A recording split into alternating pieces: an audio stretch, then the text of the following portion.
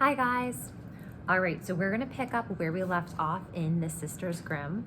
So we're on page 177, and where we left off, they finally got back into Granny Rilda's house, and it's Sabrina and Daphne and Puck and Jack, and Puck and Jack are kind of like fighting for attention right now.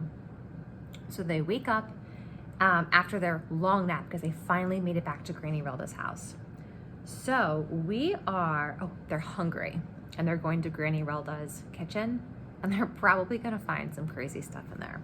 So I'm actually gonna start, so we're on page 177, but I'm actually gonna start by reading the last line on page 176 and then reading into 77. Okay, there's nothing real to eat in this house, Jack complained. I could really go for some bubble and squeak or some bangers. Do you ducks think you could cook up some steak and kidney pie for me? The girls stared. They're probably like, oh, what is he talking about? I hear noises coming from his mouth, but they don't sound like words, Daphne said. Maybe he's having some kind of fit, Sabrina said. Jack rolled his eyes, snatched up some leftovers, and ate greedily.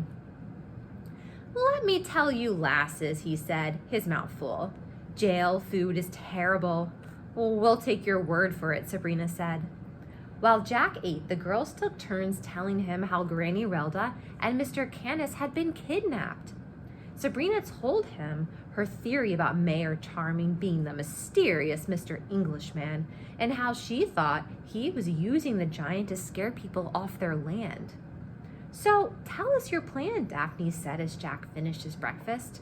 I'm still working out the details. Both the girls flashed Jack an angry look. Don't worry, he said defensively. It's going to be brilliant. Sabrina sighed and got up from her seat to grab the telephone.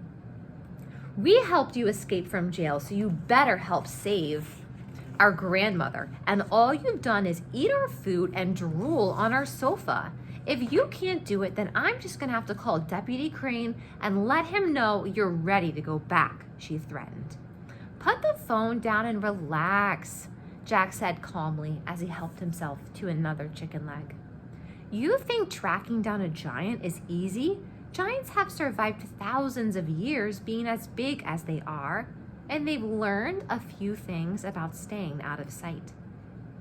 Now, we can traipse through the woods, cut down the forest, and drag the Hudson River.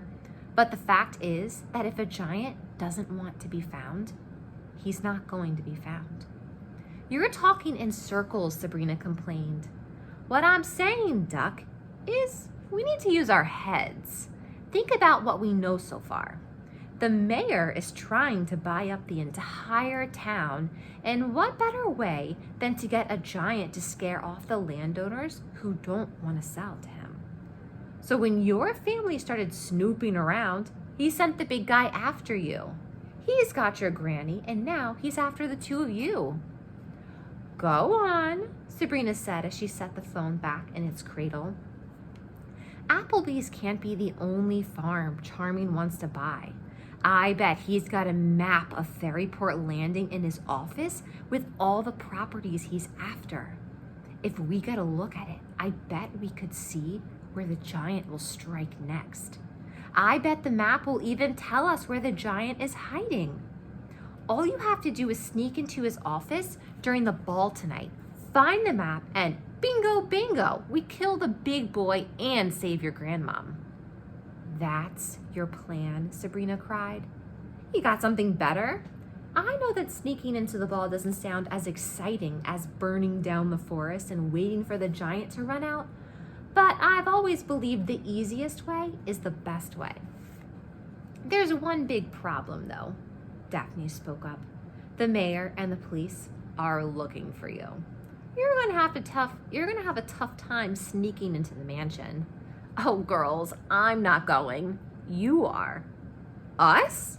We can't go into the party. They're looking for us too, Sabrina cried. Don't worry, you'll be fine. In fact, you're gonna go right through the front door and no one is even going to notice, Jack said confidently. I don't suppose you've got a map of this mansion around here, do you? As their hero rested, the girls frantically searched the books for a blueprint of Charming's estate. Eventually, in one of their grandfather Basil's many journals, they found a sketch of a rough plan of the house. The mayor's mansion was a sprawling several-story palace with dozens of rooms. Their grandpa had given estimates of room sizes, locations of various windows, and even an indication of where he believed there was a secret passage. But he hadn't seen the entire house, and many parts of the drawing were labeled with question marks. Sabrina noticed he paid extra attention to possible escape routes. Apparently, their grandpa had been a bit of a sneak too. All right, we're gonna pause here for today, but don't worry, we're gonna read some more tomorrow, okay? All right, friends, so we're stopping here at page 180. Put bookmarks in, we'll pick up here tomorrow. All right, bye guys, have a good day.